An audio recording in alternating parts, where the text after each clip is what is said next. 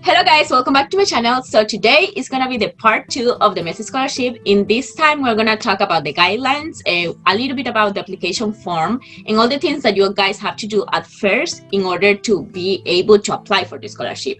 And then in the part 2, we're gonna talk about scholarships, but that's gonna be another video. So please, if you have any questions regarding the scholarship for this video, only ask in the comments about the guidelines and the application form, because there is going to be videos about the rest of the scholarship stuff, just to let you know. So today we have in here a special guest. Like, he's living in India and he went to Japan. So let's just introduce him. Hello, how are you? What is your name and where are you from? Hello guys, myself Shrey Sapra. Feel free to call me Shrey because even I cannot pronounce my first name sometimes. So yeah, feel free to call me Shrey. And I've been in Japan since 2017. I'm in India right now just for 1 month vacation. I'll go back. Oh boy, it's next week.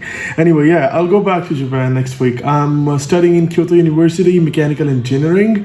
And yes, I'm a MEXT scholarship student for undergraduate program. Nice to see you all.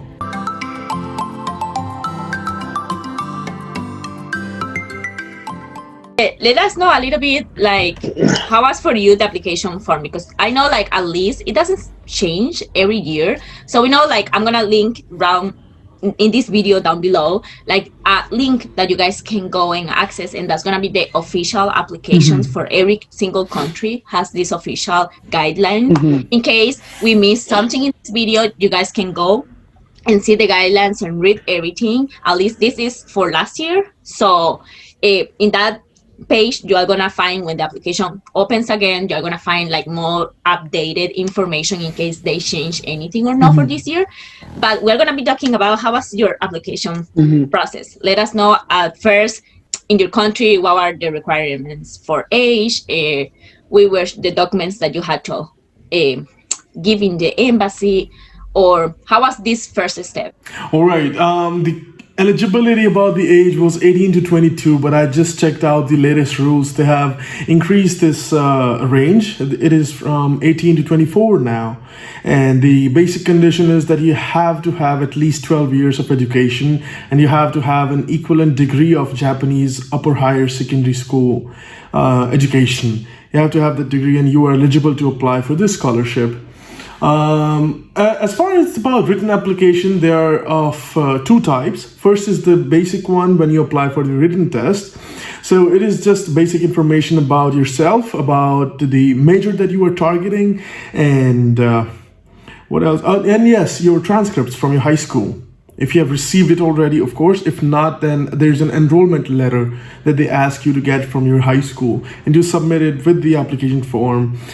And in my year, 100% of people were invited to write exams. There was no one who was rejected. So I think the leniency is quite a lot. There's quite a lot of leniency when it comes to inviting for writing the exam. The second application form that they ask you to fill after the written test, it's a pretty hectic. It takes time, it takes effort, and it takes the knowledge that you know what Japan wants, you know what MEXT needs. So yeah, the second application form, it is quite big, as I told you, and they will ask you questions which they will decide on the basis of if you will come to Japan or not. For example, they will ask you, why do you want to choose Japan as in for your undergraduate studies, and why do you want to choose this major? And this has to be really specific. And with specific, I mean, when they ask, why are you going to Japan? Then Japan should be your only option. You shouldn't have any other option. Japan should not be your second option.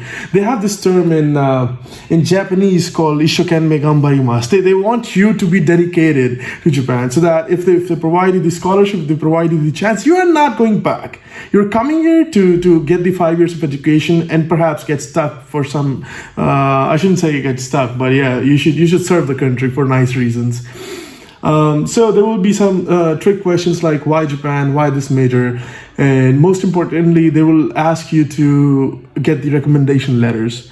So recommendation letter can be from your high school, high school principal or university's dean, university's principal. I don't know the system of each country, but yes, someone who is in that, someone who has that authority to write a recommendation letter about your personality, about your professional ethics, about your work ethics. They will write you a recommendation letter that needs to be submitted to the embassy so that they can review it. And the third one that you have to submit is the health certificate. You have to show, like, if they send you to Japan next year, you're not gonna collapse after 3 months going to Japan. So you are fine. Your health is totally fine. Your heart is working fine. Your liver is fine, and yeah, your eyes are fine. That kind of health certificate that you have to submit. He's playing for him, like at least in India, it has two different applications for. At least I know that for me, like when I applied, I did the second application form as well in the first stage. And yeah, as he said, like it's really important. You know, I went with the specialized training, but I know like for undergraduate people also had to submit that application form at first. And he mentioned something that is like, you know, have to go to Japan and it has to be your first option. And in this, I'm gonna give you guys a tip that I usually tell people when they want to do like the consultations with me, because I also like help people to just to check to see the answers, because so many people like usually just have like really plain answers. This is scholarship, at least as far as I know, for undergraduate, it's very competitive. Like there is a lot of people around the world that wants to go and get a bachelor's degree in Japan. So I know it's really competitive, but your answers has to be good. You know, like I saw so many people that write, why do you want to go to Japan? And they are like, because of anime, because of manga, because of ramen. But they are going to study engineering. So you see, like, why do you want to go and study engineering in Japan if the thing that you're interested about Japan is ramen or anime? You know, so that's something like you have to think about, like, why Japan? Why is this specific country? You know, you can eat ramen anywhere in the world. You can find manga anywhere in the world. But why Japan in specific? So I think this is like a really like important step. At least that's what I will tell you guys for the application form. Yeah, that application form, at least in Costa Rica, you had to submit it at first before the test. So just to let you guys know, like this may differ for countries. Some countries had to present the medical test at first. Some countries had to do it after you do the test and after you do the interview. In the case of Costa Rica, was the same as India. You had to submit it after the interview. When you already know that you are selected to be recommended to Japan, you had to submit that. But yeah, as I said, there are many guidelines. Right. I mean, there are not any complications in the first step. But as you were saying about anime, about liking anime and ramen, this just reminded me of a friend. Well, of course, I'm not going to reveal the names, but so just having this reason that you like anime or ramen, you're coming to Japan, is not just trivial for the embassy. I think it's trivial for your future life too, because that thing fades away. That thing fades away. You need to be interested in something else if you're coming to Japan. So this friend of mine who was interested in coming to Japan just because he had Japanese embassy next to his society back in his home country, and he used to see Japanese embassy every day while going to school. That was the only reason he gave me. 3 months into the Japan, and he wanted to get out. He went back to his country. He never came back. There was this another friend of mine. Who came to Japan just because she liked the shape of kanjis, like how kanjis looked. I don't know. That was a kind of it was kind of a silly reason that but she was motivated enough by the shape of kanji. So what can I say? Reason to go, not only for the embassy but also for yourself. Like going to another country. I have to tell you guys, this is the first step. We are talking in here application for you to actually go and apply. In the last video, I told you guys about the experience of Stefan, and he told about the process, all the process for him that was like 20 years ago that didn't change a lot. But like it's not difficult, it's not easy to go to another country. In this case, it's not easy also to go to Japan. Like at least for Latin people, Europe people, Japan is an island that is far from many countries, you know. So you're not gonna be able to travel. Oh, Oh I'm gonna yes. travel tomorrow to the weekend to see my family. Okay, maybe if you live in Korea and you have enough money to pay a plane ticket from Japan to Korea, you can Right. go. But most of the countries is really Right. expensive to go from Japan.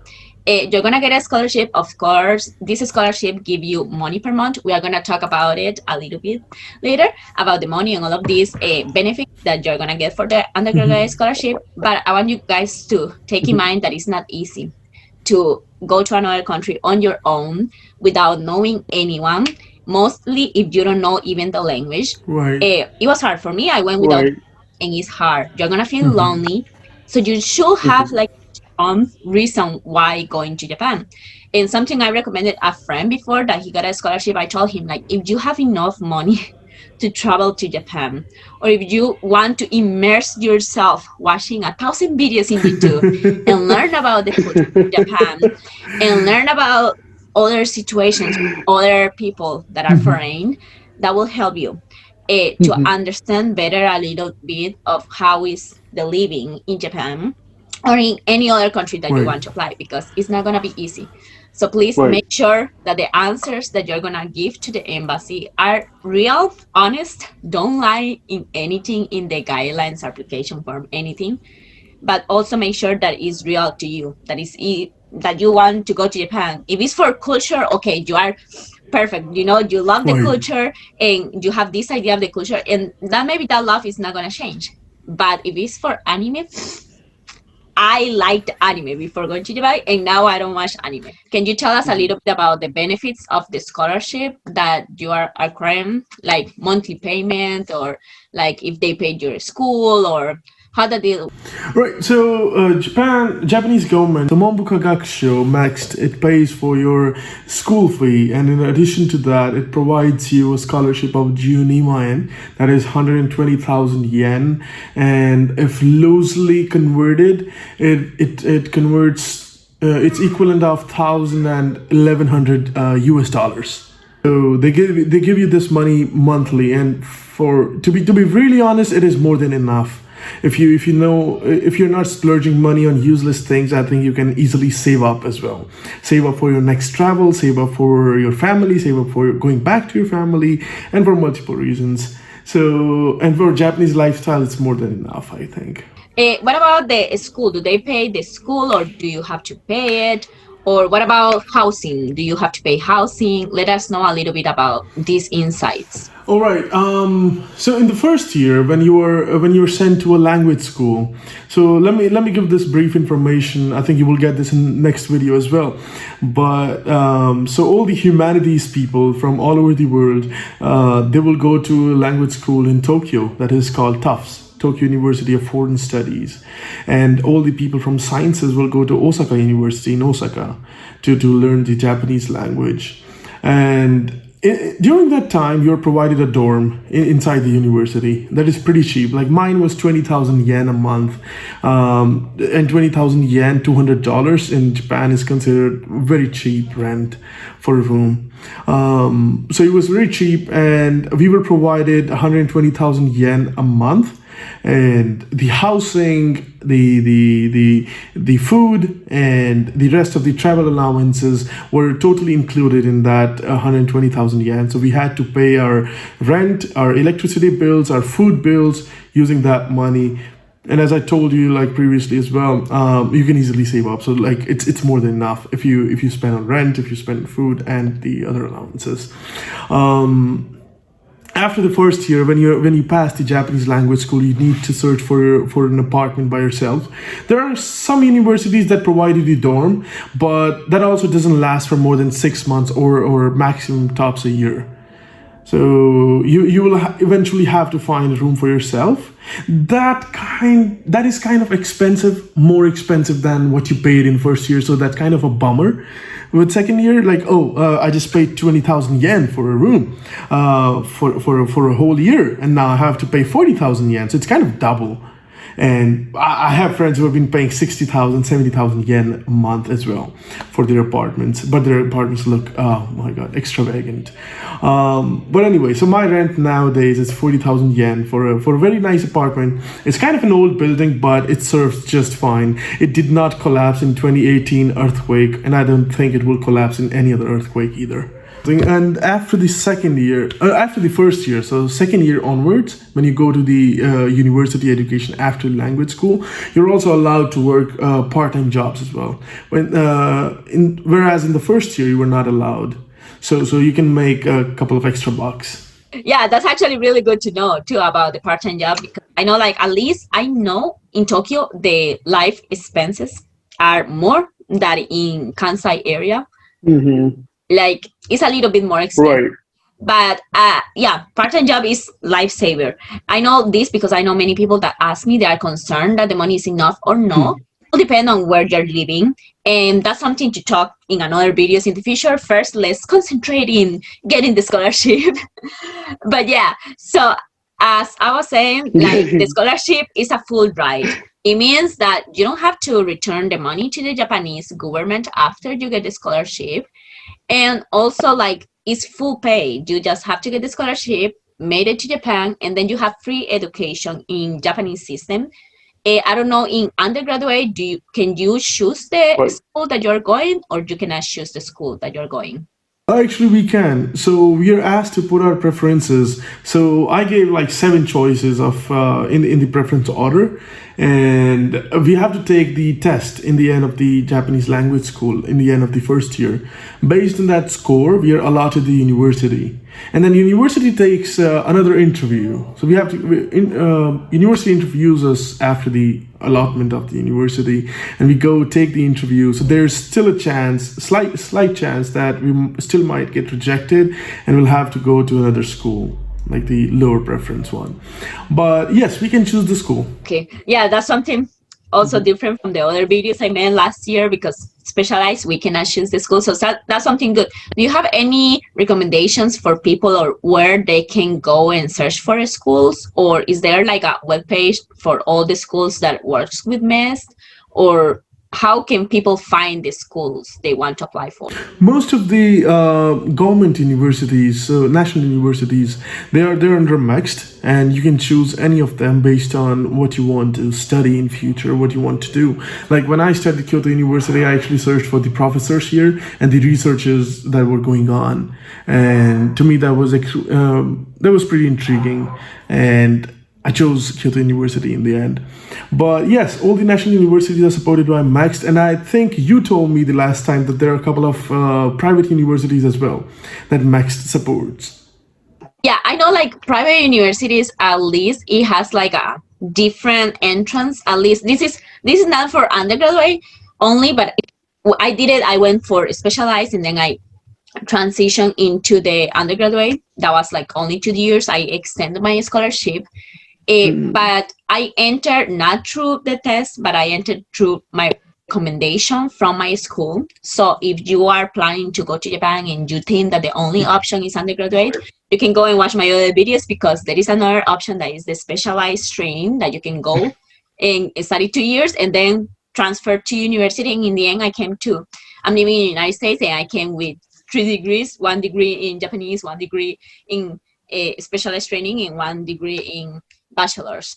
So you can do that route that I did. And I know, like, private universities, they have tests, or they may not have tests. Some have interviews, some have recommendation from previous schools.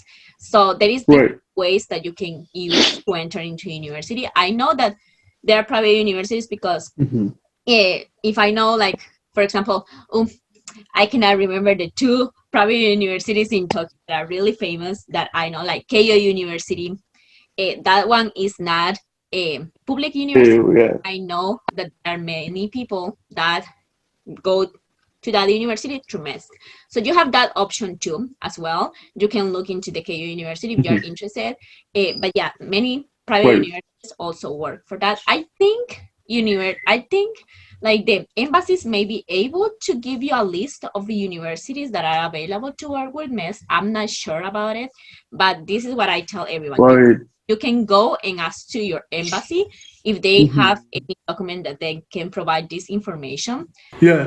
I mean, actually, in the end of Japanese language school, they give you a whole list. Like, there's this thick document that you get, and all the universities are written there. If you do your research since now and start like looking into universities and looking into this, by the time you go to the interview or even in your application form, you're going to have like a more clear idea of why you want to go to Japan, because you're going to know more about the education system in Japan. And that's something like many people doesn't do. But yeah, I think like that's mainly it for the guidelines. Any other guideline that you need in order to go to Japan is going to be in the link below that I'm going to leave in here in case we forgot to tell you. Right. And we give you some insights. But now I want to ask one last thing. Since you said that you're still a student, can you tell us a little bit of your experience when you did the application? And in this case, I mean for experience when you apply, if you did something bad or something good that can help future people that want to apply, like any tips you have. I mean, the good thing that I did was just to show like how dedicated I was to support Japan, and I still find myself motivated for supporting Japan. Like, it has given me a lot. It has given me scholarship. It has made me a man from a boy. It has given me knowledge in the university as well. So just as a return to that, I want to support Japanese economy. Like, just a small contribution, of course, but I want to work in Japanese corporate world just to contribute in the economy. So I think the good thing that I did in the application process was to show them how dedicated I really am for Japan.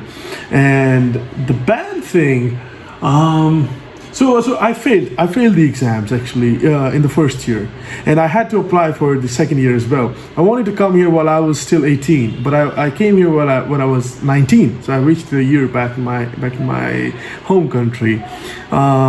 What I did bad was that I underestimated the written exam. I thought like the interview was going to be everything, but actually it wasn't. And I did not study that much for math, physics, or chemistry, and I failed math and physics. And of course, if you fail, there are 4 exams: math, physics, chemistry, English, at least in India. And if you fail either of them, you cannot go to the second stage. You cannot go for the interview. And I failed 2 of them, so I couldn't go for the interview as per the guidelines, and I regretted that a lot. So I would just say that before actually preparing for interview, like to show them how dedicated you are, I think it's better to have a good grip on academics too. Yeah. Okay. Thank you so much for giving us those tips. For last, I wanna just give you the tip for anyone that is going to apply: be organized. You know, I noticed like many people that I help with consultations, when they come and say, "Hey, Veronica, can I pay you for 30 minutes and you cannot check to see how my answers are?" I noticed many people are really disorganized. And by this, I mean the answers that they put, like they don't have real meaning, or they are like super like go back and forward into the answers. You know, when the application form, this is the first step. This is what we are talking about. Right. This first step is your first impression. They don't know anything about you. So if you are going to do the work, if they ask you to bring a picture of yourself, you bring a picture of yourself. If they ask you to bring transcript, you bring the transcript. I know many people that have said that they have failed because they didn't submit one paper and they thought that there was only the test. Application form is the step. And I know like we all know what's going on around the world with the pandemic. So it means like last year, many countries chose people to go and do the test based on the application form. So make sure you're really organized, that your answers are really clear, that you are the person that is reading your application form. They don't have to think a lot to try to understand what you are wanting to say, but instead that all the papers are really organized in the list that they told you. If they tell you, bring me, I don't know, like recommendation letter, you just put up everything in the order that they are requesting you to do. So in that way, your package that you're going to submit to the embassy is going to be really good, really organized, and really complete. And that can give you a little boost maybe on the choosing from this application form to go and do the test. So that will be mainly the tip I wanted to give you. And thank you all for being in this video. Wow, you're so smart. Thank you so much for being in this video and helping us to get a little bit of insights and kind of get a conversation with me to help people that want to go to Japan. I already finished my scholarship. I'm already outside Japan, but he's still in to help. Pleasure's all mine. So thank you so much for helping us, and see you guys in the next video. I'm gonna be talking about the test. We all know that there is different tests that you have to take depending if you want to go to humanities or if you want to go to engineering. So I already did interview with 2 girls, and they are gonna give us the insights about the test in both sides. But yeah, so this is the second part of the series of MEXT Scholarship. After the end of this series, I'm not gonna post more videos about MEXT Scholarship. I have all the information of every single scholarship, so I hope you guys go and watch the videos. So thank you so much for today, and yeah, that's all. So see you guys in the next video. So bye bye. Thank you so much, everyone. Hope to see you in Japan one day.